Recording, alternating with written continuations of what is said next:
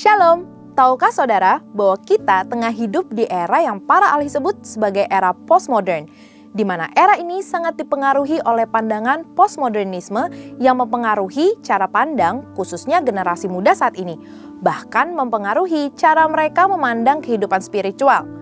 Dari berbagai sumber yang menjelaskan tentang postmodernisme, dapat disimpulkan bahwa postmodernisme adalah cara pandang dan juga gaya hidup yang menentang atau selalu mempertanyakan segala sesuatu yang dulu tidak pernah dipertanyakan, yaitu dari hal ilmu pengetahuan, suatu kebenaran, dan bahkan penentuan otoritas.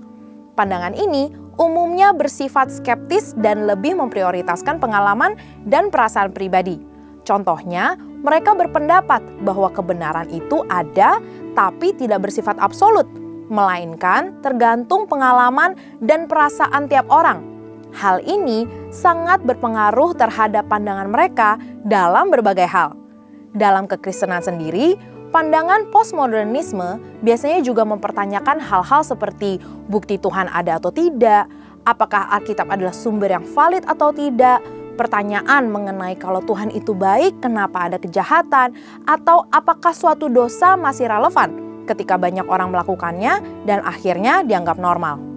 Sebetulnya, dalam Kisah Para Rasul 17 ayat 16-34, Rasul Paulus juga pernah menghadapi situasi serupa saat berada di Athena, Yunani, di mana ada banyak sekali patung-patung berhala yang menandakan adanya banyak cara pandang, filosofi, budaya, dan ilah-ilah.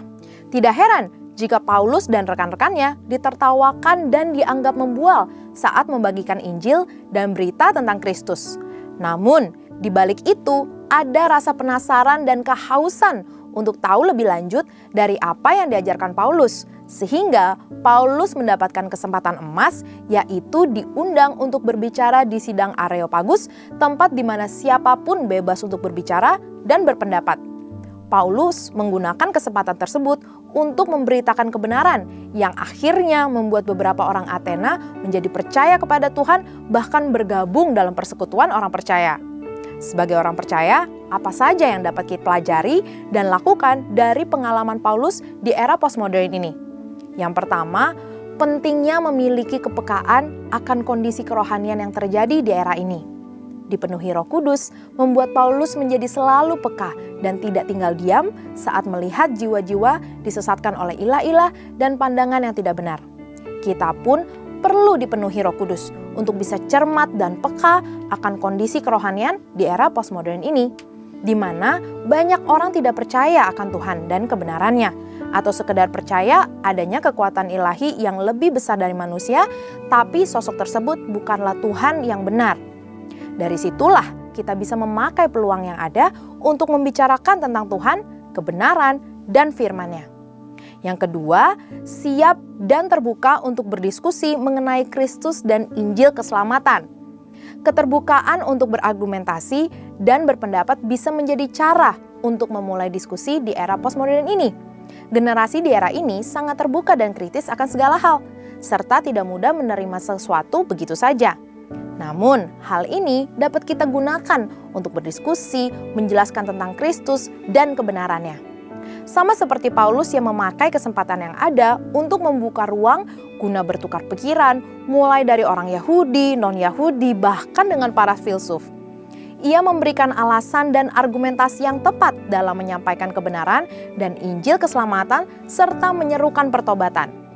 Yang ketiga, memanfaatkan narasi dan argumentasi postmodernisme sebagai pintu masuk untuk menjawab kebutuhan dari pandangan tersebut. Perlu disadari bahwa di balik argumentasi dan narasi postmodernisme terdapat suatu kebutuhan dan kehausan untuk mendapatkan jawaban yang kuat dan benar. Disitulah kebenaran firman menjadi jawaban. Paulus mengerti akan hal ini, sehingga ia menggunakan situasi yang ada untuk menjawab kehausan warga Athena. Begitupun di era postmodern, saat anggapan akan berbagai pandangan dan ilah-ilah adalah sama, justru hal itu membuka peluang untuk kita untuk menjelaskan mengapa Yesus Kristus yang kita sembah berbeda dari ilah manapun. Tantangan akan pandangan-pandangan postmodernisme ini janganlah dipandang sebagai sesuatu yang harus dihindari, tapi justru sebagai pintu untuk bisa berdiskusi terbuka, berbicara mengenai kebenaran dan keselamatan dengan tetap saling menghormati satu sama lain. 1 Petrus 3 ayat 14 berkata, "Jangan takut dan gentar untuk membagikan kebenaran, sebab dipenuhi Roh Kudus memberikan kita keberanian dan hikmat untuk berkata-kata dengan tepat, sehingga siap menjelaskan iman kita dengan lemah lembut, hormat, dan penuh kasih Allah." Saudara, untuk penjelasan lebih lengkap dari tim teologi kami, silakan scan QR Code atau buka link yang ada di atas. Tuhan Yesus memberkati.